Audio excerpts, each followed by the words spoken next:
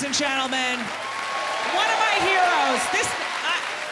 What an honor to be on the show with him. Hello, Canada!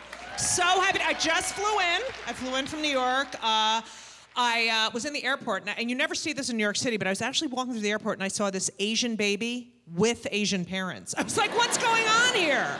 Where's your mother? You know, so... I have 2 kids, by the way, and as was mentioned in my intro, I am a lesbian with 2 children, and so I should tell you a little bit about. I had my kids with my ex-partner, Wendy. All right, well, that's not really her name. She doesn't want to be identified. She wants me to call her Wendy. Her real name's Sharon. Anyway, so let's just call her Schwendy. Anyway, so. Schwendy and I each had a child. She had 1 child, and I had Henry, who's 15, and I adopted him. And then I had Ben, who's 10, and she adopted him. And we used an anonymous sperm donor who's actually sitting right here tonight. Thank you so much for being here. Kids are really looking forward to meeting you tomorrow. And yeah, and now I have a new wonderful, wonderful girlfriend, Elisa, who's a therapist. And my ex, Schwendy, has a new girlfriend. So basically my kids have 4 Jewish mothers. And... I mean, wouldn't you just kill yourself right then and there? They have a whole different life. I mean, bringing up kids today, it's amazing. You know, my parents, I have to say, they were elderly. They were older when I was born. They were 41 and 48, which at the time was old. Now people are having kids in their 70s, 80s. You know, women are walking around pregnant. And the theme of my house growing up, I'm not kidding, was that everyone hated the Jews. That's all they talked about ad nauseum. We're eating dinner, you know, they all hate us. Remember, they all hate us. The one across the street, he just moved in, he's anti-Semitic. I went to the grocery store, he hates the Jews, everyone hates us. I'd get on the bus in the morning to go to school. Good luck on your math test. Don't forget, the minute you leave the room, they're gonna call you a dirty Jew. They all hate us, everyone hates us. I'd bring a friend home, I'd be like, Ma, this is my new friend Beth. Do you think she would hide you? Do you?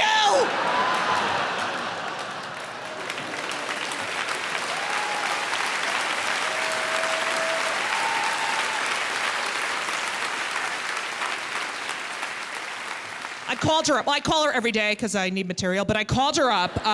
It's true. I would have no act without her, but she's 89, and I call her every day, and she's now obsessed with dying. You know, like, so I'll be like, oh, you want to go out to lunch next week? I'll be dead by then. I should just drop dead. I'm dying. Diano, every phone call. And so I called her a couple months ago. We're having, you know, it was stormy out. It was they were like thunder and wind and rain. And this, I'm not kidding. I'm not making this up. This was the exact phone conversation we had. Hello? Hi, it's me. I can't talk. Why? Because it's lightning out. And you're not supposed to talk on the phone during a lightning storm. I'm like, Ma, I thought you wanted to drop dead. This is perfect. We're chit-chatting. Poof, Ethel Rosenberg. What are the chances of her getting struck by light? She doesn't even have a cordless phone. It's like a princess phone from like 1976. And she has my bat mitzvah cake in the freezer, which has been through about 97 blackouts. So my mother gets this home health aide, Marie, who is the love. She's from like Kakakistan, some Stan country, and she's just lovely. Now, I don't know if anyone here has dealt with the home health aide. These people are angels. I don't know how they do their job, but I have to say, God bless anyone who does that for a living, especially in a Jewish home. And according to my mother, she cannot do anything right. And she constantly complains about her while the woman's sitting in the next room. Like I literally call my mother on the phone and she whispers about her while she's right next to her. I'm like, hey, Ma, what's going on? So she came in. I asked her to dust. Now, she sits on her ass all day long, doesn't do a goddamn thing. 15 minutes later, I walk into the living room. There is a dust bowl on the floor. There's a doily behind one of the pictures. I put it there on purpose to see if she would move. I'm like, Ma, you're planting doilies around the house? Are you mentally ill? What is wrong with you? And every day, it's the same thing. I call it, the woman cannot do anything right, and it's every day the same comment. I'm like, hey, Ma, what's going on? So today she walked in. I saw her blink. She was breathing the same air as me. She touched a raisin. She walked by and made eye contact. She looked out the window. She used the toilet. She touched the phone. She ate my cheese. I'm like, Ma, I can't listen to this, okay? I have kids. There's a war. I can't deal with it, okay? No more talking about the home health aide. And you know what? She didn't. For weeks and weeks, she didn't talk about the home health aide. And then I got a call.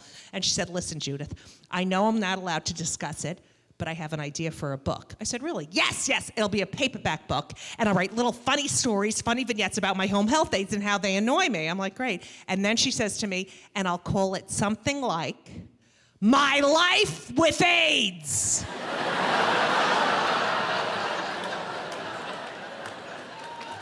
Like, wow, great title and riveting topic. Can you imagine going to a bookstore, seeing a book on display, My Life with AIDS, with an old Jewish woman's face on the cover, and you think to yourself, oh my God, what a fascinating story that must be. And then you pick up the book and you read the back cover and it's like, I asked her to come at 12:30, she comes at 12:45, wants to know why I'm not gonna pay for the full hour.